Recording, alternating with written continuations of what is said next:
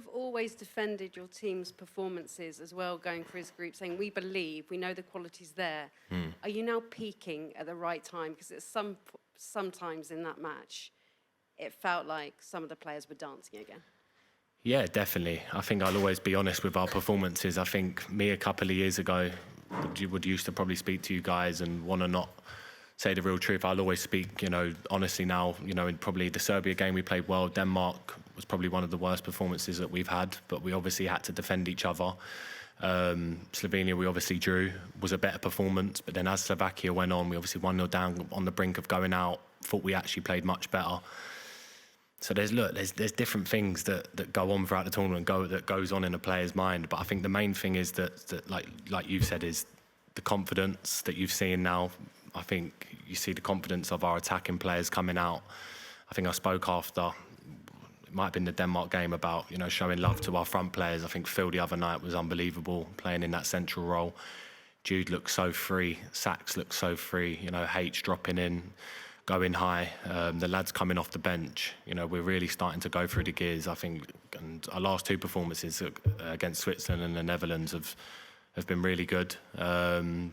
But now is the chance and the time to have the best performance when you need it most. So, yeah, Sundays are going to be a real test, but that's where, as players, your character's needed and you need to step up. You came out and you spoke up when the criticism got really bad, and your manager said he didn't listen to it, but he's now admitted that everybody wants to be loved. How happy were you that you got all the way to the final, of course, but that criticism is now lifting? And how much would you love to deliver what has been the ideal for Gareth Southgate, to start winning in the under-21 tournaments, to have the DNA, to identify the players, to bring the success, which also includes the success of the Lionesses, all together, to complete it from his vision? Look, I can't speak highly enough of Gareth. I don't think, well, he deserves it more than anyone, I think. England manager's job is probably one of the most scrutinised jobs in the world, and if you look at what he's done for us in tournaments, semi-finals, 2 finals, a quarter-final, obviously after the group games it was tough, the boos, people chucking stuff on the pitch, you have to see that, and you have to be calm in them moments. And obviously for him as the manager, he has to be calm, and the way he still reacted with us after that, how calm he was, even though if he would have been feeling a different way, it still made us feel really calm. And we always still had a vision and a belief that we could go and do special things. And I think as we've been going through the knockout rounds and we've been getting better, you've seen a group that are more together, a nation that are more together now. I feel like there's more positivity around it. It wasn't me at the start, calling out anyone. Everyone's entitled to their opinion, of course, but it felt like some people were saying negative stuff for the sake of it. And obviously now it's changed in a way which is really, really good. And look, we respect everyone, all the ex-players that have put on an England shirt, because they're part of this history as well. And obviously now we're feeling that love, that confidence, and we can't thank everyone enough for that. And yeah, just keep with us, one more game, and hopefully we can do something special and give memories to you all for forever. Thanks, Gary. James, and then we've got the 4 here to finish. Hi, Dec. Good luck for Sunday. And thank you. Confidence boost for you there, so you're welcome. Ollie Watkins, when he was in here, he also said that you two had talked about Jorginho's impact on the last Euros final, obviously the teammate he was now. The sort of common view of that game is that he maybe took it away from England a little bit in the second half of the extra time. Do you agree with that? And is that something that you're talking about because of Rodri and Spain and their style? Yeah, I think it was just the way Italy played it. Look, first of all, I've obviously played with Jorginho this year for the first time, and I always backed him and knew he was a top player. There was a lot of question marks around his ability and what he was like as a player, but I can tell you now, I'd probably put him in the top 5 players I've played with. And I'm not just saying that because you just asked me about him, just in terms of his football intelligence and IQ, it's really, really up there. And how he controls a football match is quite special. And we're really lucky to have him at Arsenal. I think in that final, it kind of got away from us because, like I said, it's all about a numbers game, really, football. We played a back 5, they played a back 4, they had an extra man in midfield, and they've realised that and utilised that. And in the end, you're trying to press one man, but one man's always free for them. So it becomes a bit of a numbers game, and they managed to get a bit of control that we lacked. But I felt like with the back five in this tournament that we've played, we've had much better control. You know, we've passed the ball really well. We've been a lot more fluid between the lines. You know, we've used the goalkeeper a lot more if we need to do that, which is really important. And we've been calm and composed. So, look, whatever formation Gareth chooses to go with in this final, I think we're all really confident that we can improve on the last final and, you know, show that we have learnt from, you know, what's needed to win a final. You kept the ball really well against the Netherlands. I think it's 60-odd% possession, which is quite rare for England against the Netherlands. So Yeah. you're going to have to do that again against Spain. Yeah, definitely. I think before the game we looked at, you know, the Dutch and their midfield, and, you know, they've got top players who play in midfield. You know, PSV's Player of the Year. I think Veerman's won the Dutch Player of the Year. Reinders, I played against him at AZ, and there was a lot of talk around how well they keep the ball, and I never feel like we get that love and that credit about us, how well we actually keep the ball as well. And we have been doing that really well of late. Even against Switzerland, we kept the ball really well in the final third. So, look, against Spain, it's going to be needed. You're going to need to take touches, take the sting out of the game, because, you know, Spain, if you look at over the years, you know, they're the king at killing football matches and passing the ball. So we need to use all our experience, everything we've got to try and control it and try and win the game. On a totally different note, can I ask you about pancakes? Yeah, of course you can. I'm sick of them now. Honestly, I started having them last July and I'm still having them now in July. It's been a year of pancakes. So you have been eating them throughout the tournament? Yeah, of course. I need to. That's what gives me fuel. Do you have to have a conversation with the nutritionist here about that? No, they're out. They're out. Pancakes are out. Lads have different stuff, different setups. There's a lot of lads here who have pancakes as well. It's just...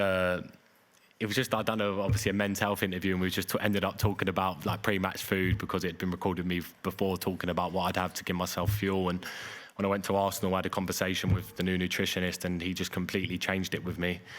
And I was a bit sceptical at the start, because what I used to have kind of, you know, it worked for me. So I was thinking, oh, what if this pancake thing doesn't go too well? And you know what? It gives me a lot of fuel, a lot of energy, and I'm actually sick to death of them now. So it'll be the last set of pancakes on Sunday, and then I'll have a rest from them for a few weeks. Thank you. No worries. Yeah. Hi Declan, Aralas from TV2 Norway. Hey, mate. Want to ask you about Kobe. You talked about him as a football player, but as a person as well. I guess must be really challenging mentally to go through what he's done, like imposing himself in such a big squad as the England one. The criticism after the Iceland game, and then ending up in the team and playing the way he has. Doesn't look very scared, does he? So how is he what qualities does he have as a human being as well? I think if you looked at him and he was stood here now, you'd be able to have an impression of him straight away, and that is just calm and composed. And I think exactly how he is as a person, he shows that on a football pitch. He's not fazed by anything. I think his age says it all, really. Rarely you get 18-year-olds. Obviously, you've got Yamal, who's 16. But rarely you get 16, 17, 18-year-olds who step onto a big stage and have this big an impact. You know, at 18 years old, I was second-year scholar at West Ham playing matches. No way I would have been ready at 18 to play in a European Championship. You know, people peak at different times. And for him to be at 18, now playing in the final, won an FA Cup this year, I think that in itself just tells you how good this boy is. So I think it's important that, you know, as a nation, we don't put too much pressure on him. I always say that. Just let him flourish, let him keep enjoying his football, and I think that's when you'll get to see the best of Kobe. Speaking of young players, and I mean, you mentioned Lamine Yamal. He's 16, he's turning 17 tomorrow. Can you imagine what it's like to be under the pressure that he's under? I mean, the France players talking about him before the game, all the media attention, all the attention from the other team. So can you imagine what that's like? Not at all. I think I see, as soon as we won the game the other day, I see a stat that he was 12 when COVID hit. So that was pretty scary that he was 12 years old when COVID was around. So it shows how good he is. He's 16. Look, I don't know why, you know, the French players, you know, would talk a player down like that, because what he's done at Barcelona as a 16-year-old, you have to actually just applaud it. You know, me as a football fan as well as a player, you have to respect it. And sometimes you have to say at 16, wow, that shows a lot of guts to play for Barcelona, one, but also to do what he's doing at that age. It's really, really special. So, like I said, there's mutual respect there between me, between their players, and I'm sure they've got the respect as well. And obviously it's a final that's there to be won. So look, we're ready. May the best team win. Good luck to them. But of course, we really, really want this, and I'm sure the nation, everyone get behind us, and we'll feed off that energy. What responsibility do you think the media and the referees and other players and teams have to protect these young kids? I think young kids now are just becoming more and more aware to things.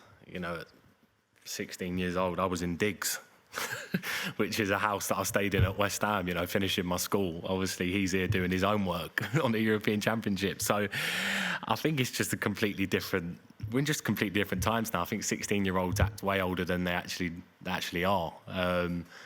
And I'm sure I've seen the stories about his dad and things like that. I'm sure he's had an unbelievable upbringing. He's been, kept his feet on the ground, and I think that's shown why he's become such a good footballer, because he's got good people around him and people around him that care and want him to do well. So, fair play to him.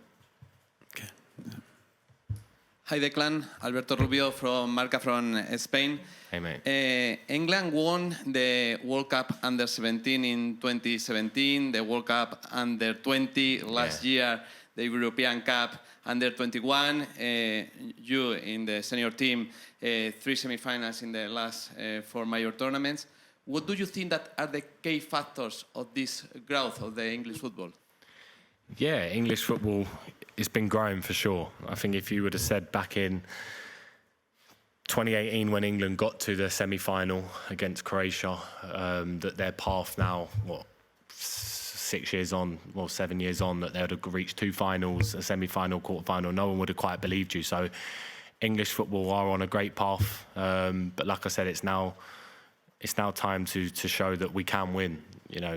Nations like yourself, Spain, who've been there, won European Championships, won finals, they get that respect because they've done it in the big moments. And we've got to the big moments and not quite done it since '66. So I think now's a great chance for us as players, us as a nation, to take that next step and, become champions. I think that's the next big step for England.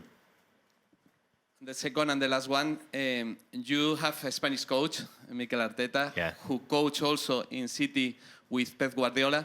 In this growth of English football, what influence do you think that the Spanish coach could have had? Thank you so much. Yeah, I didn't know who the Spanish coach was until the other day when I see his name pop up just before. I hadn't seen him before, but I think the way Spain play, it's very similar to the way Arsenal play, the way Man City play. They have a lovely footballing style. You can see the way that they pass the ball around, which is really, really nice. Some of the movements they have. Like I said, big respect to them because that's been the identity of Spain for many, many years. It's since back in 2010 when you guys won the World Cup. There's been a massive identity to pass and move and pass and move. And I think Spain were probably not looked at as probably one of the favourites going into this tournament, and they've done really, really well. They've won all of their games, so it's going to be really tough. But like I said, there's a mutual respect there between the two, and it's set up to be a really, really good final. So yeah, big respect to their manager and what he's done, and also their players, but also to us as well for reaching it. And yeah, like I said, made the best team win.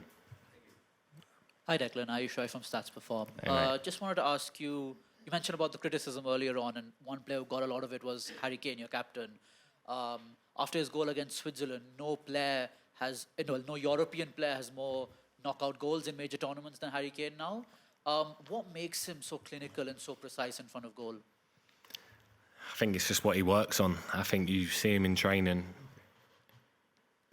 From the first moment I stepped in with England and I got to watch him train, it was just, he was so driven to score goals. And it's just in him, he's just got that fire in him that if he gets a chance, we all believe as a team that he's going to score, and I think that's a massive quality to have. Obviously, he's come under criticism like we all have, but the way he channels it, the way he leads as England captain, and not a lot of people would see it, but he's been amazing for us, and for someone like him, he deserves it. He deserves it. He deserves to win this trophy as England captain. He deserves to have his name written in history, and as much as each other and the manager and the fans, for H as well, it would be so special if we could if we could win this and he could lift it. And he's been your captain for a while now as well at the England camp. Just what has he taught you as a leader over the years? I think just his experience in key games, how calm he is in them moments, going into big matches, how he shows his quality on the pitch in big matches. You know, as a footballer, as an individual, going into these games, you can feel pressure, you can feel a different type of way, but just how composed he is, really. You know, he's not only just a striker. I think he could play in midfield, really, if he wanted to. You know, he's so all-round. He's got every quality under the sun. So I think he shows to all of us, you know, how good a player he actually is every day, you know, as a captain and as a leader.